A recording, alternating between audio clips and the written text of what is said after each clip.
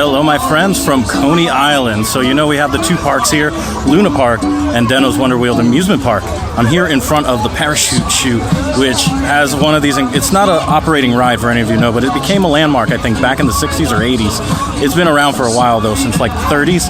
This is our first stop here as we kind of just take in the sights, the vibes, and the sounds of Coney Island at night. So I've been watching this for a little minute here, and it is really nice despite it not being actually operating here, and it's all the way kind of out by itself. I don't know if back in the day there used to be more going on over here, but clearly you can see where all the action is way up ahead. So just down this walk here, there is this B&B carousel. I forget how it's pronounced. Unfortunately, most of the lights look like they're out, and I know this wasn't operating for the longest time because that carousel is indoors. Sorry, the music is really loud behind me. I think for a good while this was closed just because it is indoors. But yeah, it's sad to see that the lights outside that say carousel currently not on. One area that's not lit up either is this construction area for their latest roller coaster, Luna Parks that is. And I believe there's also another ride that's supposed to be paired within here. But I do like that there are some kind of like old school vibes, given like what's at the top of the lift hill there. That's very like old school Luna Park, Coney Island vibes to me. Well, here's Thunderbolt. There is some loud salsa. Oh my goodness. But there's Thunderbolt. One thing peculiar I'm noticing is that the track is not lit up. Oh boy, feeling caught with my pants down here. That was one of the cooler things that I was going to show you. Unfortunate. Once upon a time, all this track did light up. Man, that is unfortunate. I can even see some of the lights still on there. I don't know. I'm not going crazy, am I? I do see the lights. Hold on. There it is. They do have lights on. No idea why they're off, but man, this would have looked cool. All right, moving on. One thing I wanted to mention, though, aren't they making a new one of these? I have no idea. I think there's supposed to be like a Thunderbolt 2.0 coming out in the near future from Zamperla. Let me know what you've heard.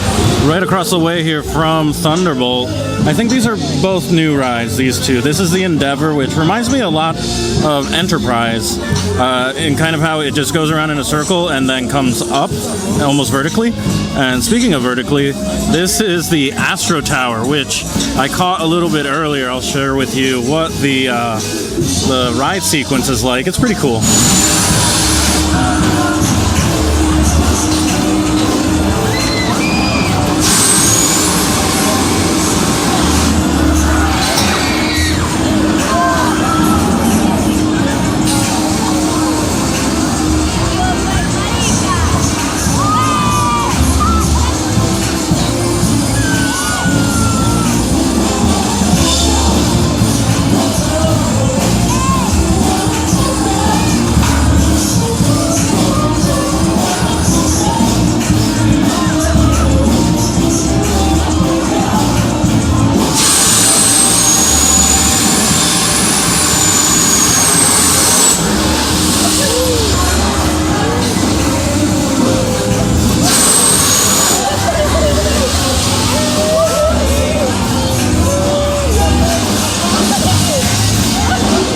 Now let's head into another section of Luna Park. This one is called the Scream Zone. So sadly, change of plans here. Apparently, Luna Park does not allow professional cameras any longer.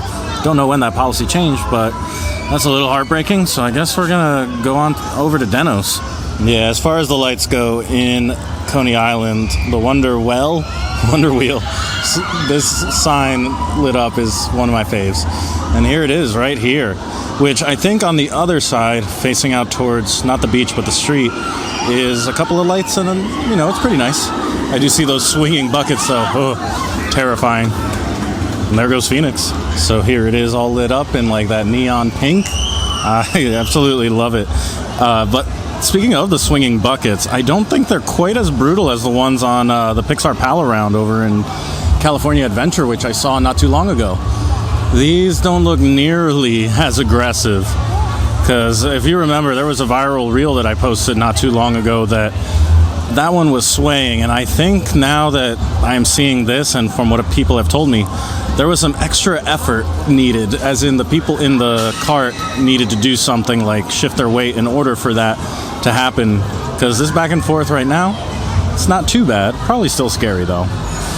While I'm here, I want to give a quick shout out to Phoenix, which I rode last year, and I'll put that video up in the corner in the shadow of the Wonder Wheel. We do have this little island surrounded by Luna Park here, and just like, I love all of these lights. This is just the bumper cars here, but just all the lights here are wonderful.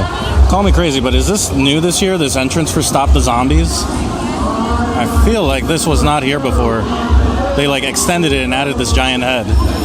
Or I'm going crazy and blocked it out of my mind because it is terrifying. So this has some pretty cool lights here. But let's see this race real quick. 2, 1, let's go, let's go. Whoa, that got intense. Hard to see. Win the race, win the race. Number 1 is trying to catch up. Hold on, I see 12 and 14. Let's go, let's go. Number 6 is our winner. Number 6 is our winner.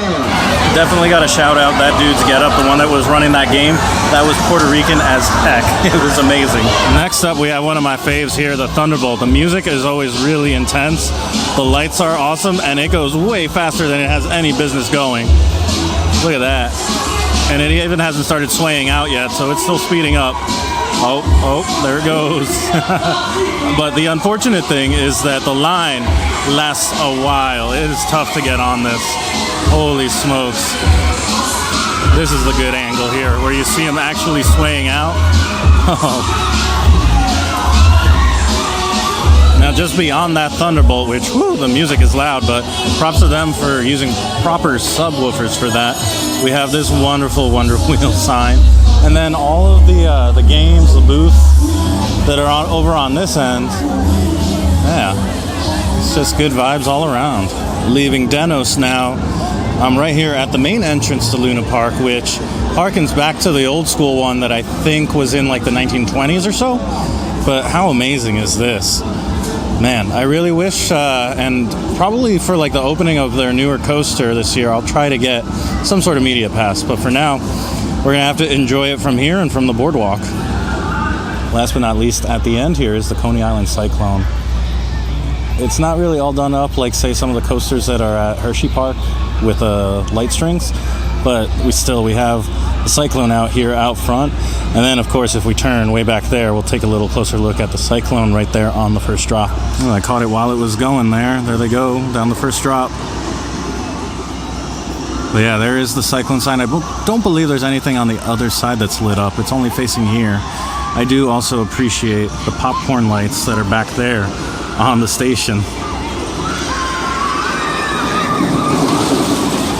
Now, way back here from this vantage point with the Cyclone going on back there, I look over this way and just see all of the different lights that are on, and it's just the best. Seriously, it's just the best. I'm standing in the middle of the road. That was bad. Back over yonder, there's a ride that reminds me a lot of Aang's Gliders, except it goes up and down. How interesting. I don't know if the one at Nick Universe does that, but check out that lighting package. Whew, it's pretty. And they're just having the time of their lives. They were going fully upside down just before, but these lights are something, and they were strobing too. Love that. But unfortunately, these gates mean that's as close as I can get.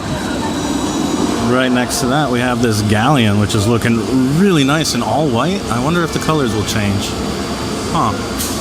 This is really nice. It's called, what is that? The Crazy Clipper? All right. It's just going to go back and forth. I think we know what to expect from this one. They even like this kiddie ride here, if you look at it. It has an impressive little lighting package. Are those doves around a steeple? Huh. I'm not quite sure what to make of that. So we're back here on the boardwalk. Just want to point out how nice their back entrance is to Luna Park. I guess we can zoom in here. What flat ride is that? The Windstar? Windstars with a Z. All right. It looks real nice though. Just something cool about the vibes, just looking out, seeing all this motion and lights, and then some of those buildings out back behind it. It's just, this is what I enjoy, just the vibes. So we came here over to the other side of the Wonder Wheel just to give you a peek at that, but lighting wise and all of that, it's kind of like your standard-ish kiddie park on this area. all the crazy stuff is happening on the other side of the Wonder Wheel. So I spotted way from the other side of the park that indeed this is the lighting package I was talking about. It is actually on, and look how cool it looks. Let's see if we can get some of it moving, because right now it's kind of in like a glowy type of state, but it was just moving. Oh, there it goes, there it goes. Watch it. You guys see it coming? Yeah, there it goes. So it like actually follows along the path of the track. That's the path that the coaster itself takes.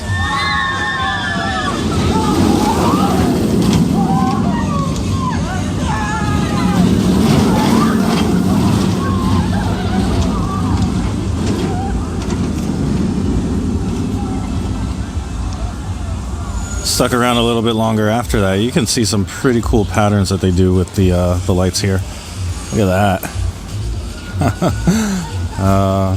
I'm so happy that they actually put these on so that I could show them to you, because otherwise it felt a little underwhelming to not be able to showcase all the cool lighting that they have here in Coney Island, because this is definitely one of the standouts.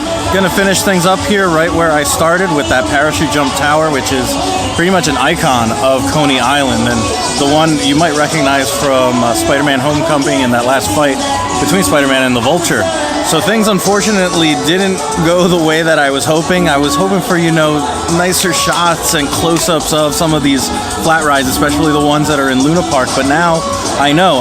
I just wish that they had put signs somewhere or put it on their website, because defining what a professional camera is to me, who I think I'm using like a hobbyist camera, mid-level, whatever. I don't consider myself a professional by any means. I wish that this park, Luna Park, and a lot of other places would define it a little more clearly.